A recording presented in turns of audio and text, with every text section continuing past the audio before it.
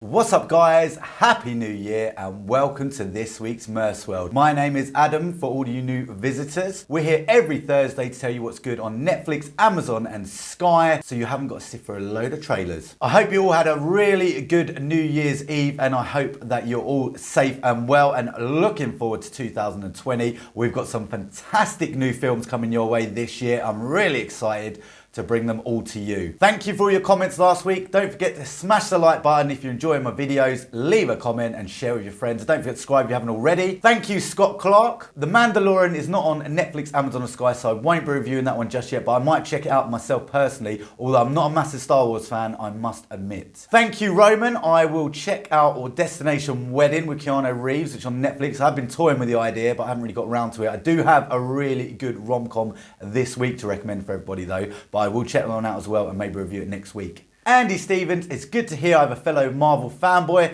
Keep it up. Next year there's a couple of good ones coming out. I think it's 2 a year. There might be a few more as well. And the Disney Plus channel is also coming, so I might start subscribing to that and reviewing that also. And Scott Hopley, thank you very much for your kind comment. Welcome to the channel. I hope you're enjoying the videos. Thanks for all your comments, guys. Keep them coming every week. I'll do my best to read them out for you and check out the recommendations you give me. But without further ado, let's see what I've been watching this week.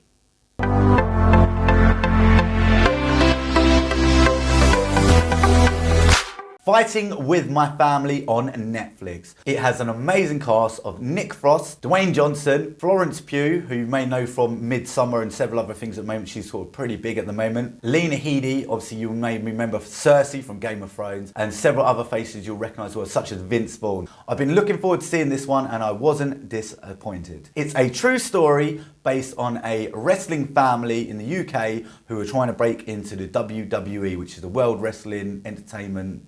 I'm not sure what it is. It used to be called WWF. It's a remarkable true story and the actual history behind it is really interesting too. So The Rock, Dwayne Johnson, was in a hotel in 2012 in London when he stumbled across on the television a documentary about this wrestling family. I believe they're from Norwich. From that, he then decided to obviously sort of, produce a movie based on this.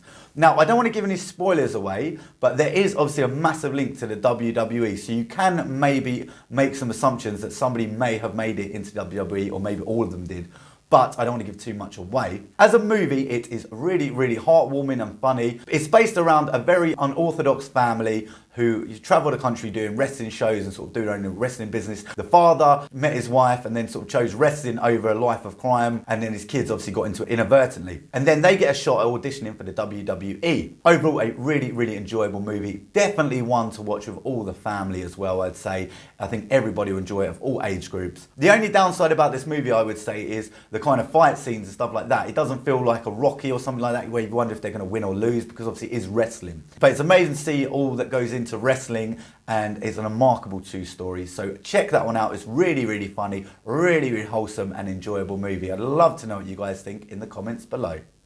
Hellboy on Netflix. Now, I'm not going to spend very long on this one. I just want to warn you about this movie. Now, I gave it a go knowing that it had been poorly reviewed, but I thought, some films transfer really well to home viewing, whereas at cinema they get caned. And obviously when you get them home, sometimes you put it on in the background. This film isn't even good enough to put on in the background, if I'm honest with you. For an actiony, cartoony, comic book film, it was really disappointing. It was really simple. Story was complicated, convoluted. They tried to fit it all in. It just didn't work. The worst thing about this whole movie though was the editing. For me, a film lover, when a film is badly edited, I just cannot get into it. There were so many weird shots. For example, there was a shot of Masood from EastEnders. If you've seen this film, you'll know what I'm talking about. There's a bit where they're all in this kind of secret room. Masood from EastEnders them, for no reason at all, it just keeps cutting to him. It's like they're like trying to pad it out, or let's just cut it. They made cuts in this film for the sake of it, and it just didn't flow well. It was really a disappointing movie. So don't waste your time on that one, and that's all I'm going to say on it. If you disagree with me, that's absolutely fine. I'd love to know in the comments below.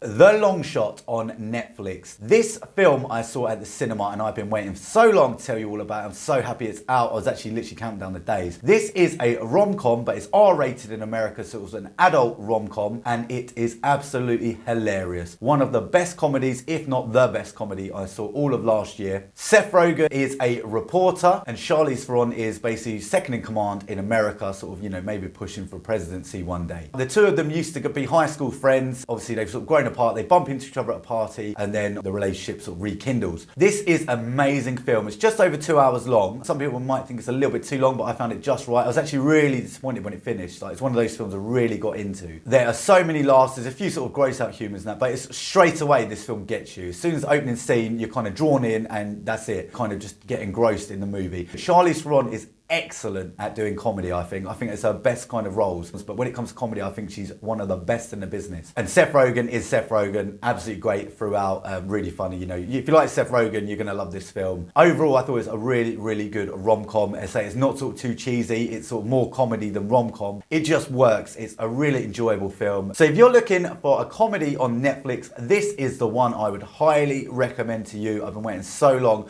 There's one other comedy I saw last year that I'm waiting to come to the streaming services, so I can tell you about that. But apart from that, this is the one to watch. So check it out and let me know in the comments below if you enjoyed it. That's it for this week. I hope you've enjoyed this week's episode, and thank you so much for tuning in. It really means the world to me. Hopefully 2020 is going to be a good year for Merce World, and every Thursday I'll be delivering new content for you, so you know what to watch on Netflix, Amazon and Sky. Please leave me a comment. Don't forget to hit the like button if you enjoyed this content, and don't forget to share with your friends as well if you haven't already. Hope you have a great week, guys. Hope the year starts off very well for you, and I'll be back next week with some great recommendations. Anything you see you think's worth telling me about, pop it in the comment below and I'll be sure to read it out. Thanks a lot, guys. Have a great week. See you next Thursday.